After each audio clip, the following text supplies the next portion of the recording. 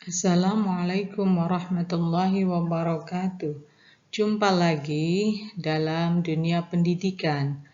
Kali ini saya akan berbicara mengenai kesiapan madrasah menghadapi dinamika pembelajaran di masa era COVID-19.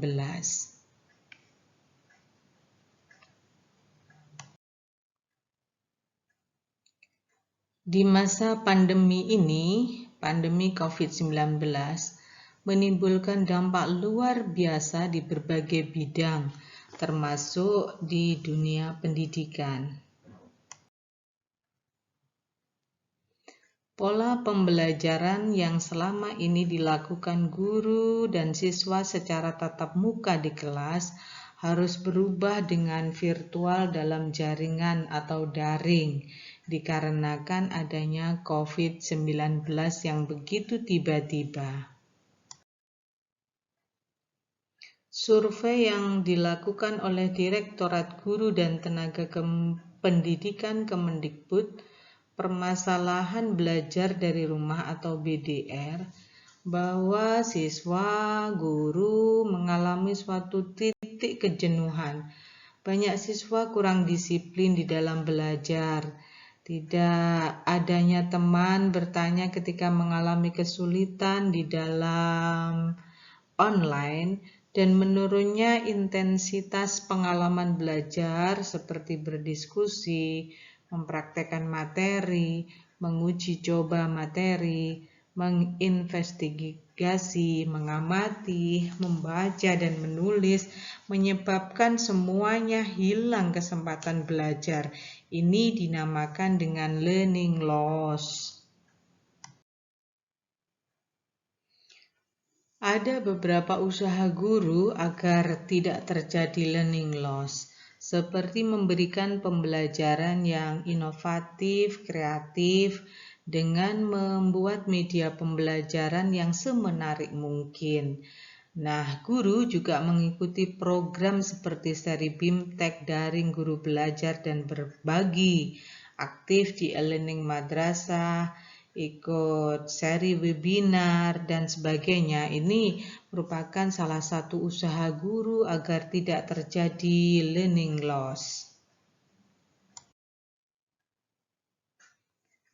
Di dalam menghadapi COVID-19 ini, maka penentu kebijakan berkolaborasi dengan membuat suatu keputusan bersama, di mana keputusan bersama itu ada Menteri Pendidikan dan Kebudayaan, Menteri Agama, Menteri Kesehatan, Menteri Dalam Negeri. Nah, di dalam surat keputusan nomor 03-KB-2020 nomor 612 tahun 2020 nomor HK-08-Menkes-502-2020, kemudian nomor 119-4536-SJ tentang perubahan atas keputusan bersama Menteri Pendidikan dan Kebudayaan, Menteri Agama, Menteri Kesehatan, dan Menteri Dalam Negeri nomor 01-KB-2020 nomor 516 tahun 2020 nomor HK-03-01-Menkes-363-2020 nomor 440882 tahun 2020 tentang panduan penyelenggaraan pembelajaran pada tahun ajaran 2020-2021 dan tahun akademik 2020-2021 di masa pandemi Coronavirus Diseases 2019 atau COVID-19 ini sangat penting untuk dijadikan pedoman, dijadikan dasar di dalam pengelolaan pendidikan yang ada di sekolah ataupun di madrasah. Pada bulan Januari tahun 2021 sampai dengan sekarang, pemerintah melakukan penyesuaian surat keputusan bersama SKB 4 Menteri, yaitu Menteri Kesehatan, Kementerian Pendidikan dan Kebudayaan, Kementerian Agama, dan Kementerian Dalam Negeri tentang pembelajaran tatap muka atau PTM, di mana disampaikan bahwa apabila pemerintah daerah atau Pemda sudah memberikan izin dan satuan pendidikan memenuhi semua syarat berjenjangnya, maka pembelajaran tatap muka bisa dilaksanakan, namun itu tidak diwajibkan. Pemulihan penurunan kemampuan peserta didik sebagai dampak terjadinya kendala dalam pelaksanaan PJJ daring harus dilakukan saat sekolah atau madrasah kembali dibuka. Beberapa hal yang perlu diperhatikan oleh pemerintah dalam pemulihan penurunan kemampuan siswa, yaitu mengadakan pertemuan dengan orang tua siswa untuk memberikan penjelasan tentang rencana membuka kembali sekolah atau madrasah. Kemudian melakukan asesmen pembelajaran pada semua siswa saat masuk sekolah kembali. Melanjutkan asesmen low stakes secara berkala sepanjang tahun ajaran, menekankan pada upaya menciptakan kemajuan dalam pembelajaran berdasarkan titik awal kemampuan siswa, bukan berdasarkan standar kurikulum. Kemudian menyediakan perangkat alat atau toolkit yang dapat berlangsung atau dapat langsung digunakan oleh guru dalam mempraktekkan diferensiasi pengajaran, kemudian menunda pelatihan guru hingga kondisi mulai membaik, dan menyadari bahwa model pembelajaran tatap muka dari jarak jauh, campuran blended learning, akan semakin sering dilakukan di masa depan, khususnya di daerah padat penduduk. Untuk mengukur keberhasilan pembelajaran di era COVID-19, maka yang pertama tolak ukurnya adalah tingkat kepatuhan protokol kesehatan pada tingkat satuan pendidikan. Jika protokol kesehatan dilakukan, maka ini ukuran keberhasilan pembelajaran di masa COVID-19 ini. Selain juga tingkat efektivitas pengelolaan pembelajaran pada tingkat satuan pendidikan juga harus ditingkatkan. Tingkat pelibatan guru di dalam merencanakan, melaksanakan, memberi umpan balik, dan mengembangkan rencana tindak lanjut pembelajaran. Jangan lupa bahwa tingkat pelibatan orang tua juga sangat menentukan di dalam proses pembelajaran di era COVID-19. Nah, semua itu nantinya akan ada upaya refleksi dan perbaikan pembelajaran seperti mengadopsi pengelolaan dan jadwal pembelajaran dari portal guru berbagi, kemudian mempublikasikan dokumen pengelolaan dan jadwal ke portal guru belajar dan berbagi. Tingkat kepatuhan pelaksanaan pembelajaran di masa pandemi COVID-19 pada satuan pendidikan terhadap protokol kesehatan, maka nanti ada daftar periksa apa yang harus dilakukan, apa yang harus dilaksanakan di satuan pendidikan tersebut, termasuk panduan pemantauan sejauh mana tingkat efektivitas pengelolaan pembelajaran di masa pandemi. Kemudian tingkat pelibatan guru dalam merencanakan, melaksanakan, dan memberi umpan balik, juga mengembangkan rencana tindak lanjut, maka itu ada di panduan pemantauan. Tingkat pelibatan orang tua, itu juga ada di dalam panduan pemantauan. Maka upaya refleksi dan perbaikan pelaksanaan pembelajaran di masa pandemi COVID-19 ini, lingkup satuan pendidikan itu ada nantinya dokumen kerja terkait seperti mengadopsi pengelolaan dan jadwal pembelajaran yang dipublikasikan pada portal guru belajar dan berbagi. Seperti itu. Sekarang kita berbicara mengenai ukuran keberhasilan bagi guru. Maka tingkat kepatuhan protokol kesehatan itu masih menjadi nomor 1. pada tingkat kelas. Jadi kepatuhan protokol kesehatan di dalam kelas yang dipimpin oleh guru itu sangat menentukan.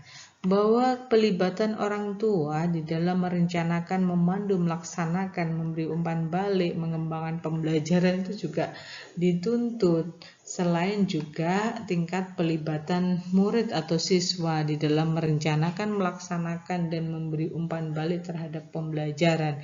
Ini menjadi tolok ukur keberhasilan bagi guru di dalam pembelajaran PTM ini. Masih bagaimana administrasi di dalam daftar periksa, panduan pemantauan, dokumen kerja terkait itu juga merupakan sesuatu yang harus dilaksanakan sehingga menjadi suatu kedisiplinan di dalam melaksanakan pembelajaran tatap muka di masa pandemi COVID-19 ini.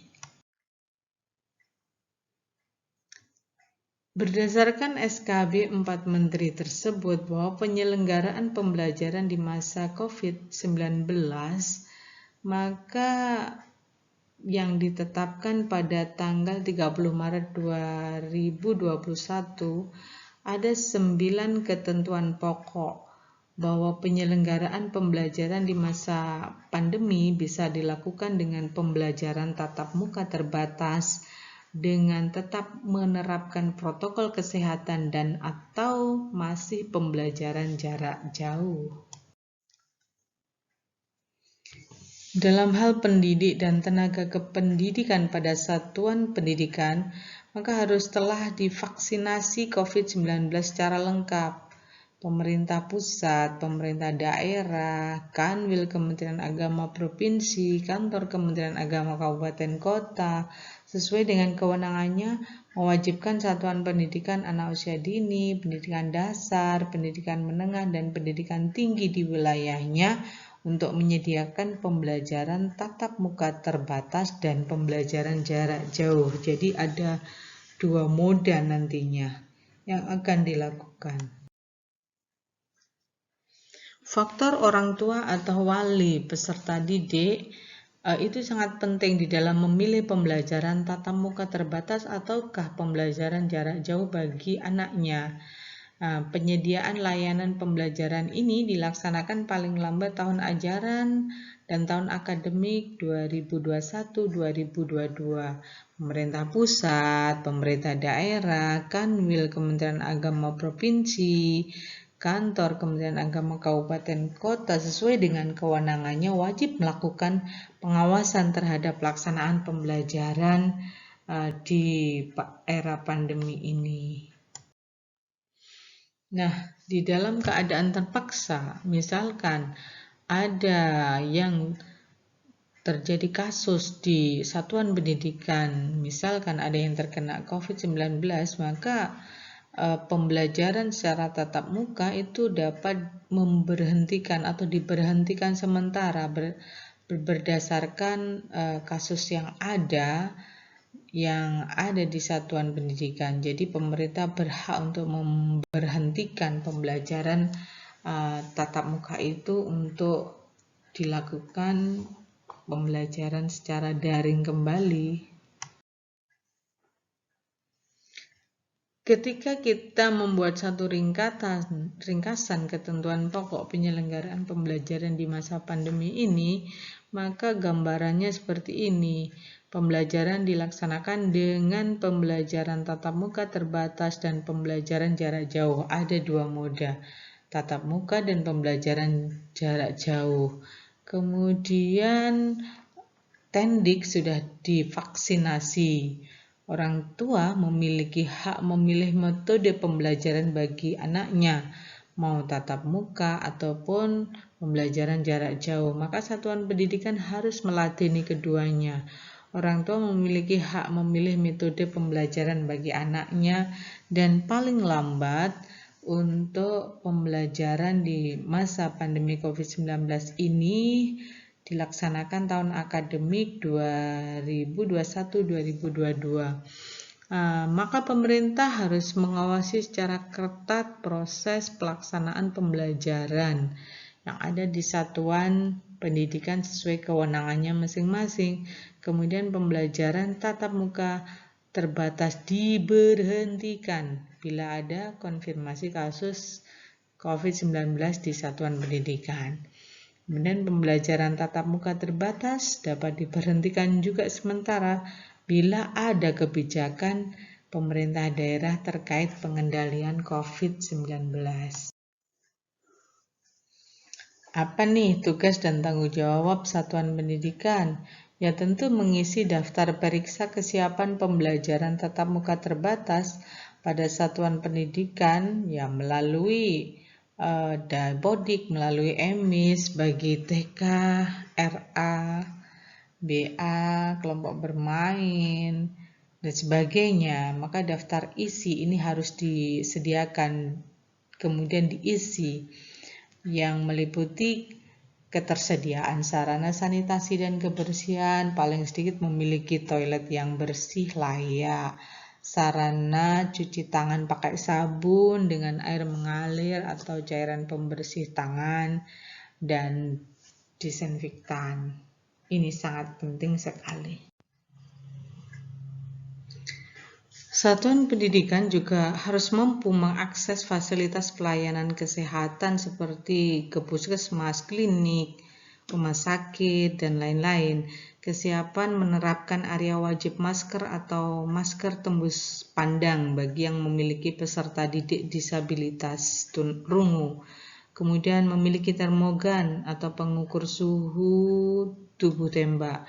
Mendata warga satuan pendidikan yang tidak boleh melakukan kegiatan di satuan pendidikan seperti ketika mereka memiliki kondisi medis komorbid yang tidak terkontrol, tidak memiliki akses transportasi yang memungkinkan penerapan jaga jarak, memiliki riwayat perjalanan dari luar daerah dengan tingkat risiko penyebaran COVID-19 yang tinggi, kemudian memiliki riwayat kontak dengan orang yang terpapar COVID-19, maka ini harus diselesaikan atau disarankan agar para tendik ini tidak mengadakan pembelajaran tatap muka, apalagi memiliki riwayat kontak dengan orang yang terkonfirmasi COVID-19 dan belum menyelesaikan isolasi mandiri sesuai ketentuan yang berlaku dan atau rekomendasi Satgas Penanganan COVID-19.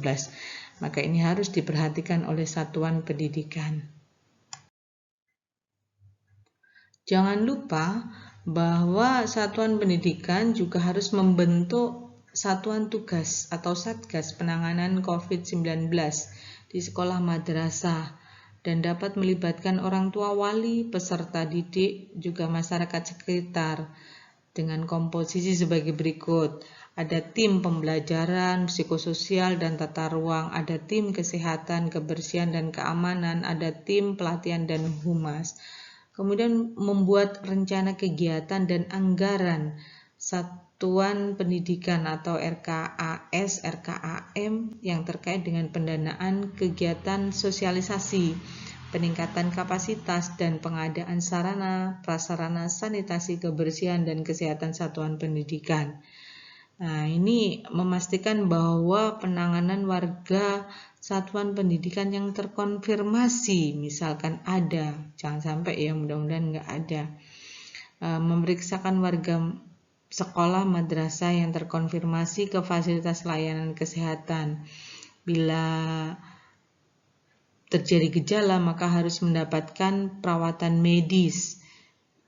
Kemudian bila tidak bergejala, maka dilakukan isolasi atau karantina pada tempat yang direkomendasikan oleh Satgas Penanganan COVID-19 atau fasilitas layanan kesehatan, dan memantau kondisi warga satuan pendidikan selama isolasi atau karantina. Begitu beratnya satuan pendidikan mempunyai tanggung jawab terhadap pembelajaran atau pelaksanaan pengelolaan pendidikan yang ada di sekolah ataupun madrasah. Ada beberapa tugas dan tanggung jawab lagi seperti mendukung Satgas penanganan COVID-19 atau puskesmas setempat dalam melakukan penelusuran kontak erat warga sekolah madrasah yang terkonfirmasi misalkan. Dalam bentuk membantu membuat daftar kontak erat warga satuan pendidikan yang terkonfirmasi. Kemudian melakukan disinfeksi di area satuan pendidikan paling lambat 1 kali 24 jam terhitung sejak ditemukan kasus konfirmasi COVID-19. Ini beberapa tugas dan tanggung jawab yang perlu dilakukan oleh satuan pendidikan. Apa tugas tim pembelajaran psikososial dan tata ruang? Melakukan pembagian kelompok belajar dalam rombongan belajar yang sama dan mengatur jadwal pelajaran untuk setiap kelompok dalam rombongan belajar sesuai dengan ketentuan pada masa transisi. Melakukan pembagian jam masuk, istirahat, keluar pada satuan pendidikan untuk semua kelompok belajar dari masing-masing rombel untuk meminimalisir kerumunan pada waktu yang bersamaan, terutama di lokasi seperti pintu gerbang sekolah, madrasah, kantin, lapangan, dan sebagainya. Melakukan pengaturan tata letak ruang dengan memperhatikan jarak antar orang duduk dan berdiri atau mengantri minimal 1,5 meter. Memberikan tanda jaga jarak seperti ini gambarannya, seperti pada gambar ini. Termasuk juga di ruang kelas, kantin, tempat ibadah, lokasi antar jemput, ruang pendidik, kantor, tak usaha, perpus, koperasi, kemudian menyediakan kecukupan ruang terbuka dan saluran udara untuk memastikan sirkulasi yang baik. Itu yang perlu diperhatikan. Bila sirkulasi udara di dalam kelas kurang baik atau ventilasi ruangan kelas tidak memadai, pembelajaran tatap muka bisa dibawa di ruangan terbuka di lingkungan sekolah atau madrasah. Melakukan pengaturan lalu lintas satu arah di lorong, koridor, dan tangga. Jika tidak memungkinkan, memberikan batas pemisah dan penanda arah alur di lorong, koridor, dan tangga. Menerapkan mekanisme pencegahan perundungan bagi warga satuan pendidikan yang berstigma COVID-19 sesuai dengan Peraturan Menteri Pendidikan dan Kebudayaan Nomor 82 Tahun 2015 tentang pencegahan dan penanggulangan tindak kekerasan di lingkungan satuan pendidikan. Mempersiapkan layanan bantuan kesehatan, jiwa, dan psikososial bagi seluruh warga satuan pendidikan, misalkan dengan cara menugaskan guru bimbingan konseling atau wali kelas atau pendidik lainnya sebagai penanggung jawab dukungan psikososial di satuan pendidikan. Mendata kontak layanan dukungan psikososial. Nah, ini seperti Pusat Panggilan 119, Himpunan Psikologi Indonesia, Perhimpunan Dokter Spesialis Kejiwaan, telepon pelayanan sosial anak, Dinsos, pemberdayaan perempuan dan perlindungan anak setempat. Ini perlu dicatat sehingga bila dalam keadaan tertentu bisa mengaplikasikannya di sekolah atau madrasah. Berikutnya apa nih? Tugasnya tim kesehatan, kebersihan, dan keamanan. Membuat prosedur pemantauan dan pelaporan kesehatan warga madrasah atau warga sekolah. Memantau kesehatan yang berfokus pada gejala umum seperti demam, ada yang demam, ada yang batuk, pilek, nyeri tenggorokan, sesak nafas, sakit kepala, mual, diare, anosmia atau hilangnya kemampuan indera penciuman, akiusia atau hilangnya kemampuan indera perasa. Ini dipantau. Memantau dilaksanakan setiap hari sebelum memasuki gerbang sekolah madrasah oleh tim kesehatan. Jika ada warga sekolah memiliki gejala umum sebagaimana yang saya sebutkan di atas, maka wajib diminta untuk kembali ke rumah untuk memeriksakan diri ke fasilitas kesehatan.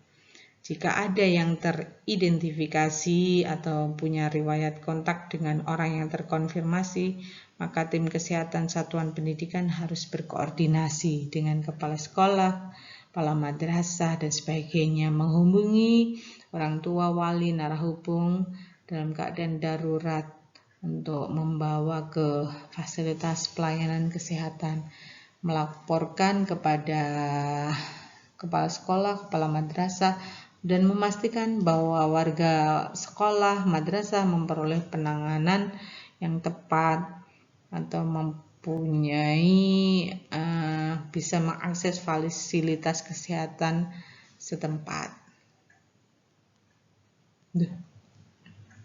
Itu. Jika terdapat orang yang serumah dengan warga madrasah sekolah teridentifikasi gejala COVID-19, maka tim kesehatan sekolah melaporkan kepada kepala sekolah, memastikan warga sekolah ditangani oleh Satgas Penanganan COVID-19. Kemudian memastikan warga sekolah atau madrasah memperoleh penanganan oleh Satgas Penanganan COVID-19 atau fasilitas pelayanan kesehatan setempat.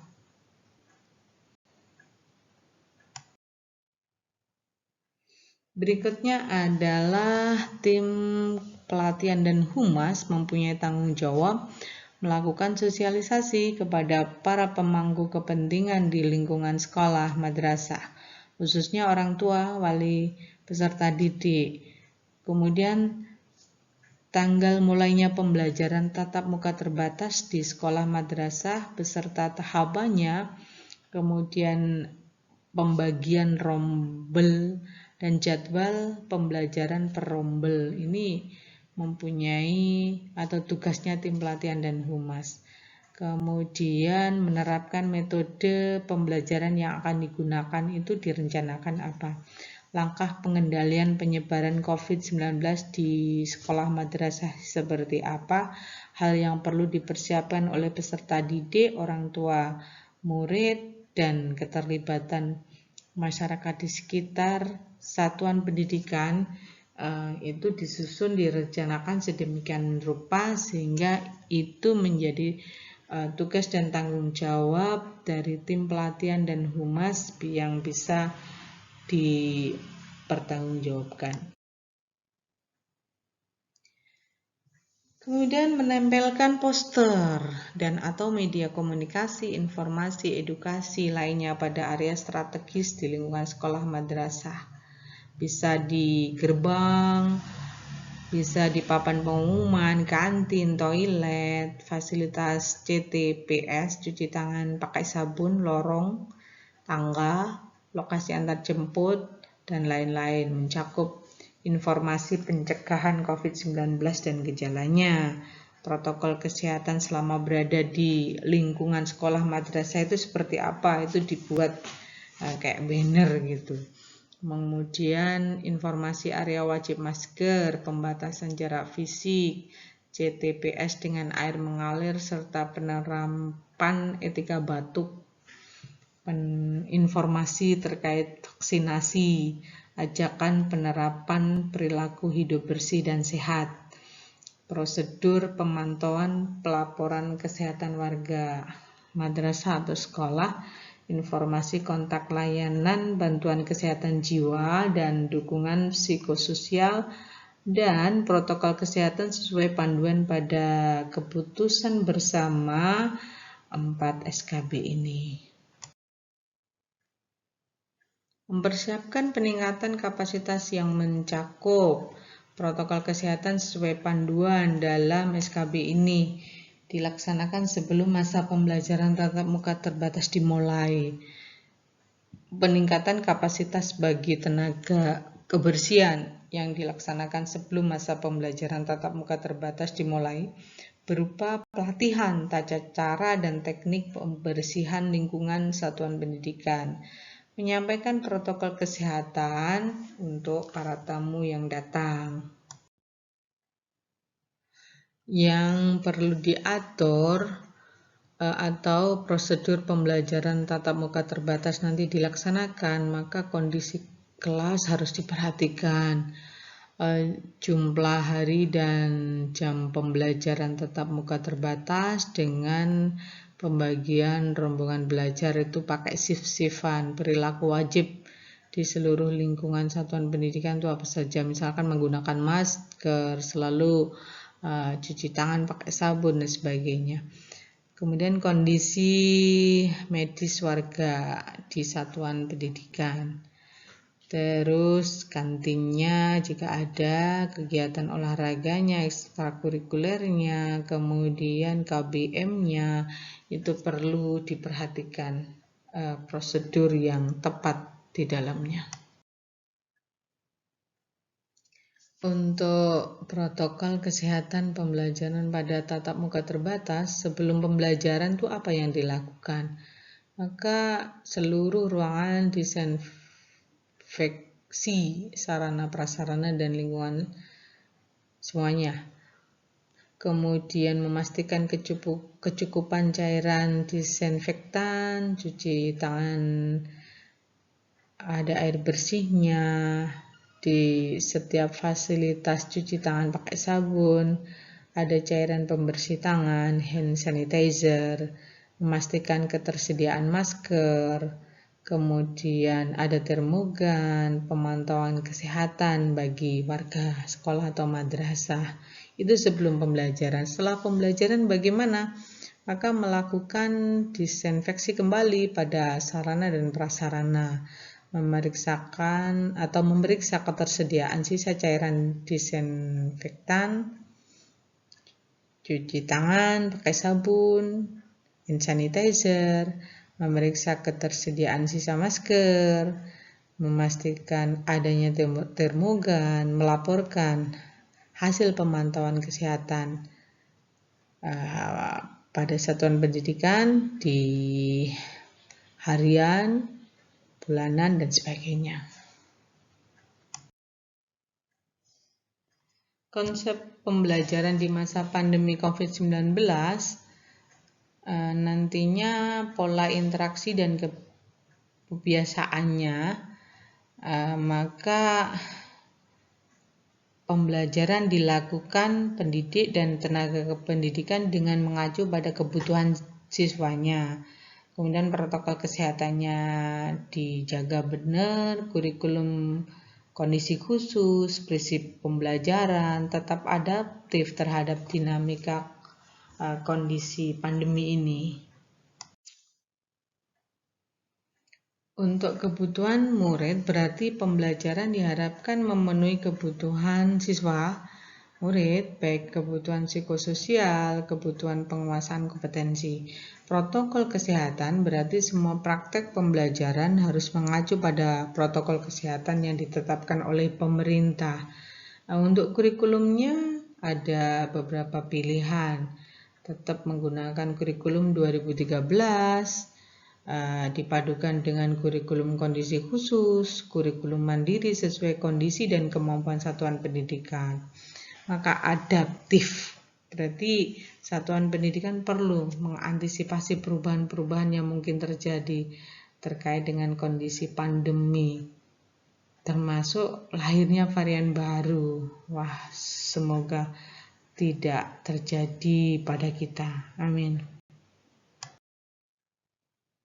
Jika digambarkan, maka prinsip pembelajaran di masa pandemi ini, orientasi pada anak tetaplah menjadi yang nomor satu.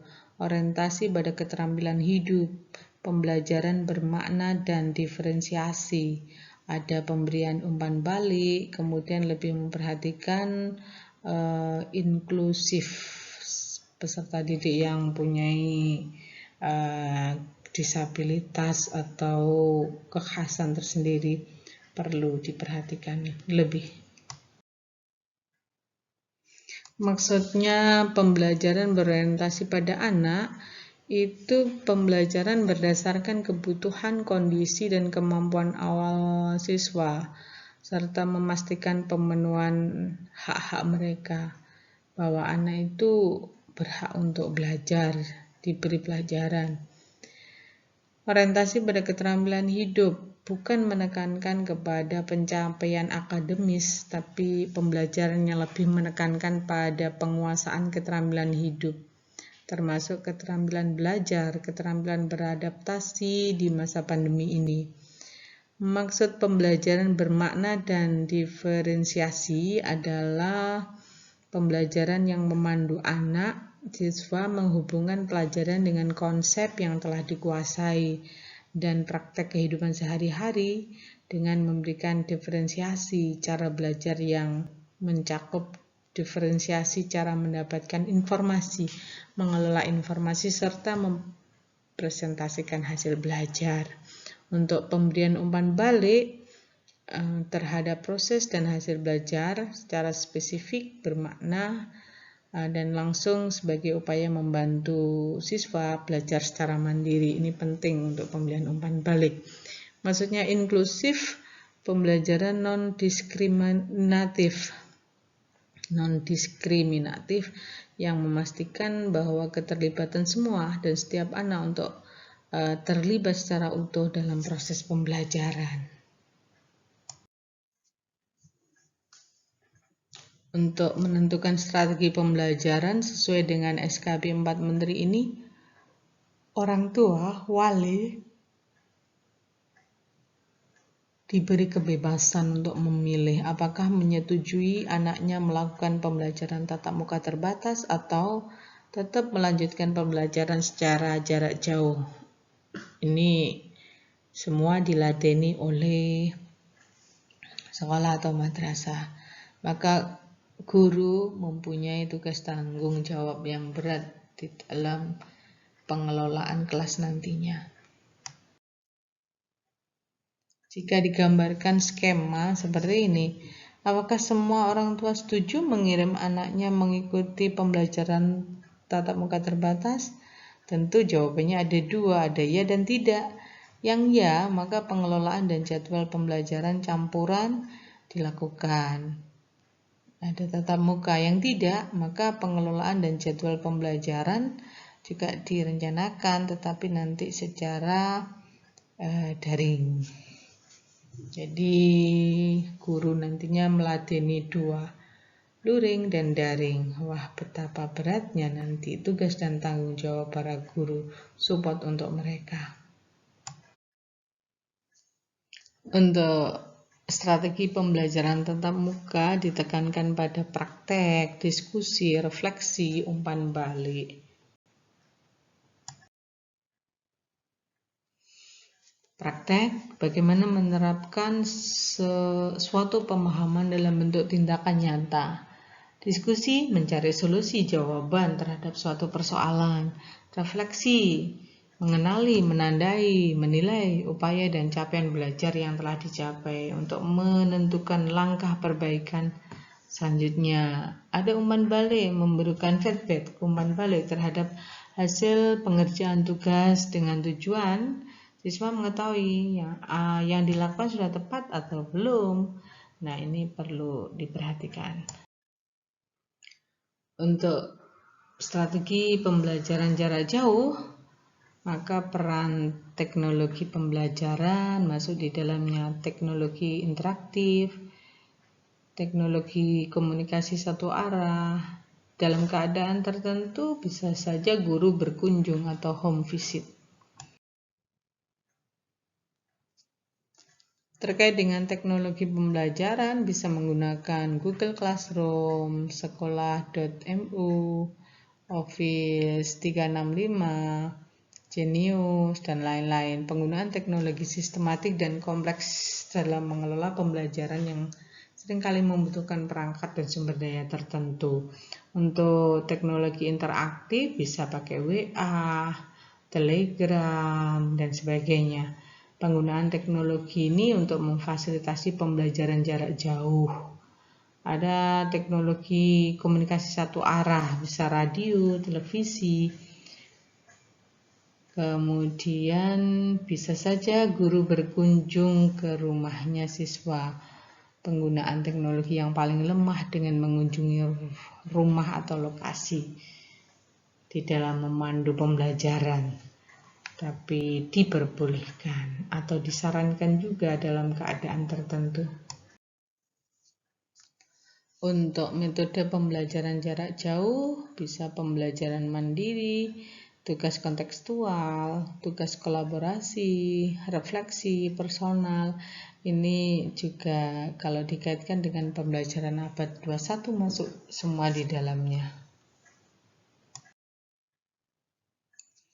Pembelajaran mandiri, self-paced, pemberian video, bahan bacaan, sumber belajar yang bisa dipelajari secara mandiri. Tugas kontekstual bisa observasi, wawancara, memberikan tugas yang terkait dengan persoalan, potensi, narasumber yang ada di sekitar lingkungan tempat tinggal siswa. Tugas kolaborasi, ada proyek, tugas kelompok, pemberian tugas kepada sekelompok siswa untuk mengerjakan suatu proyek yang tugasnya nanti membutuhkan kolaborasi. Refleksi personal, mengenali, menandai, menilai upaya dan capaian belajar yang dicapai selama ini. Itulah namanya refleksi personal. Ini alur pembelajarannya. Ada asesmen diagnostis, kemudian breakdown orientasi belajar dan psikososial. Nanti akan dijumpai pembelajaran tatap muka dan pembelajaran jarak jauh. Kemudian asesmen formatif dan refleksi, perbaikan atau pengayaan pembelajaran tatap muka, perbaikan, pengayaan pembelajaran yang selama ini kurang efektif, maka menuju ke asesmen sumatif.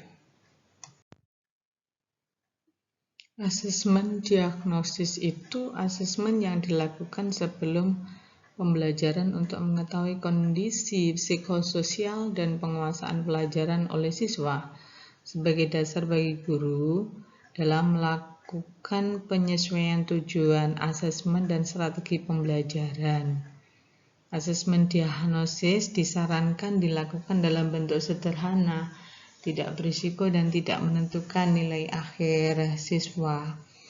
Orientasi kesiapan belajar dan psikososial adalah upaya yang dilakukan guru melalui sejumlah aktivitas yang bertujuan untuk membangun kesiapan psikososial siswa, menumbuhkan minat belajar, memahami tujuan pembelajaran yang akan dicapai sehingga siswa siap melakukan pembelajaran.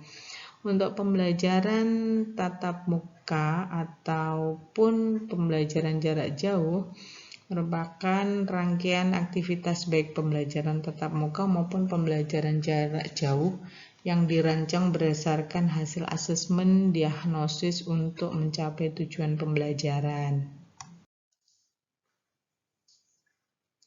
Untuk asesmen formatif adalah asesmen yang dilakukan pada pertengahan pembelajaran dalam rangka mengetahui capaian belajar siswa sebagai dasar dalam melakukan penyesuaian dan perbaikan pembelajaran untuk memastikan pencapaian tujuan pembelajaran.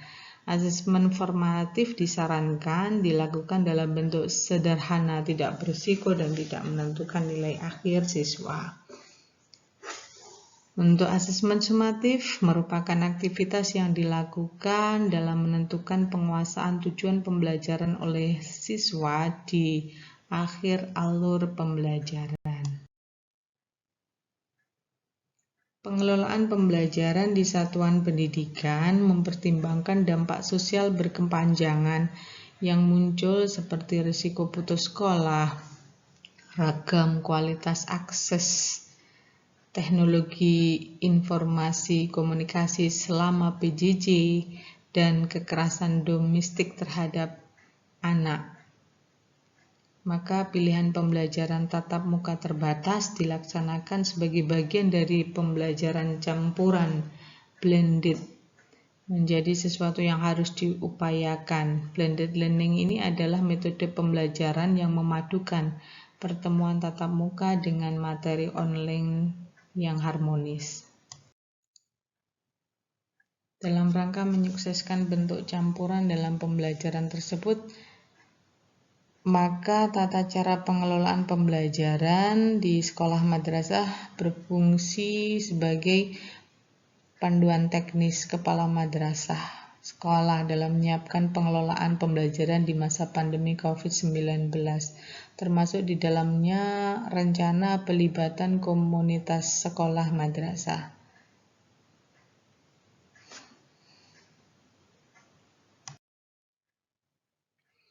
Panduan penyusunan maksudnya ini perlu dibuat untuk pengelolaan pembelajaran di satuan pendidikan melalui kerangka sebagai berikut: melakukan survei data guru, sarana prasarana, data penting yang perlu terliput antaranya umur guru, ketersediaan piranti TIK pribadi, rekam jejak medis terkait COVID, jumlah sarpras, terkait juga melakukan survei data dan kondisi siswa dan keluarga.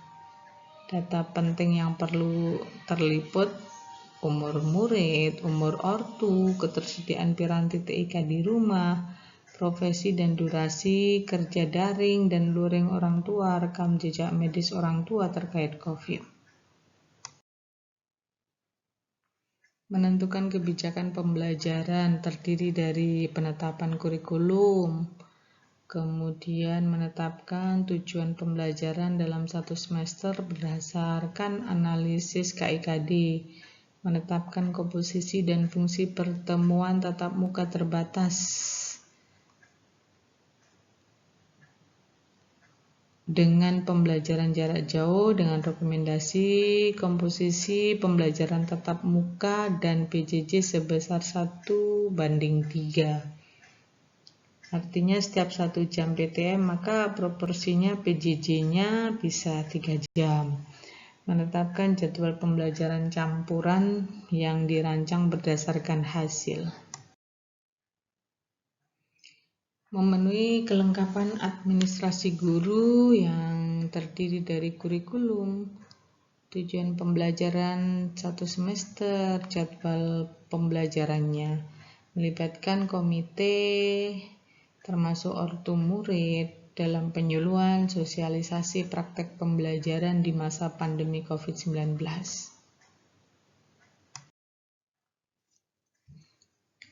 Mensosialisasikan pelaksanaan pembelajaran tatap muka kepada lembaga warga sekolah yang berlokasi termasuk RT, kelurahan, kecamatan, Babin Kamtibmas, membentuk tim pengembang sekolah madrasah yang berperan memantau, mengumpulkan data, membagikan praktek baik dan merumuskan rekomendasi perbaikan pembelajaran di masa pandemi. Secara rutin berkelanjutan memantau, mengevaluasi, menindaklanjuti perkembangan pelaksanaan pembelajaran di masa pandemi. Komponen minimal yang harus disediakan ada daftar Satgas, dokumen hasil analisis data kondisi sekolah, rancangan jadwal pembelajaran, dokumen kurikulum, dokumen penyuluhan sosialisasi praktek pembelajaran di masa pandemi kepada warga sekolah, dokumen sosialisasi pembelajaran tatap muka terbatas di masa pandemi, dan dokumen hasil pemantauan praktek pembelajaran di satuan pendidikan.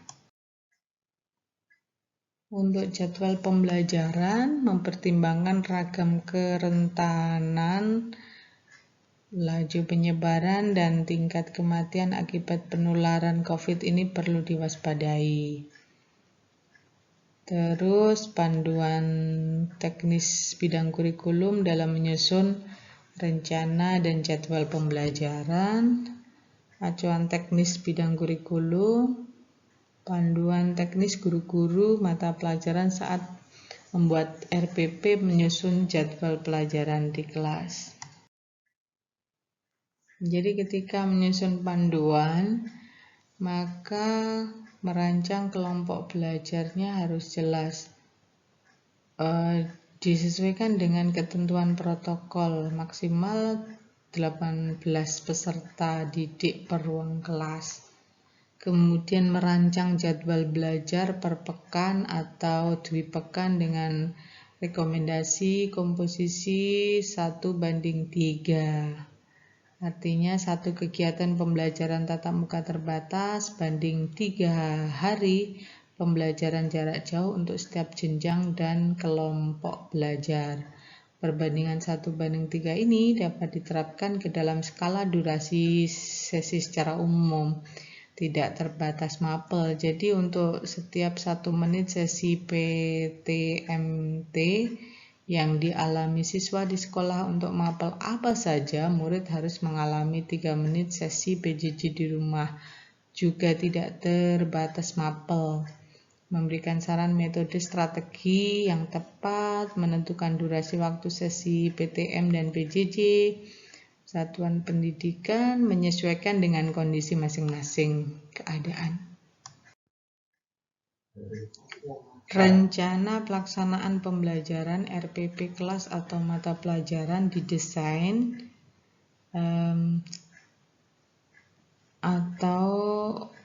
RPP ini di masa pandemi merupakan desain pembelajaran yang disesuaikan dengan kondisi masing-masing sekolah madrasah. Pada pembelajaran tatap muka, berbagai adaptasi pembelajaran dilakukan terutama untuk merespon dari pembatasan waktu pembelajaran di kelas, penjadwalan per kelompok belajar, serta kondisi lainnya. Jadi RPP tetap dibuat dengan pola RPP yang sederhana yang bisa diterapkan.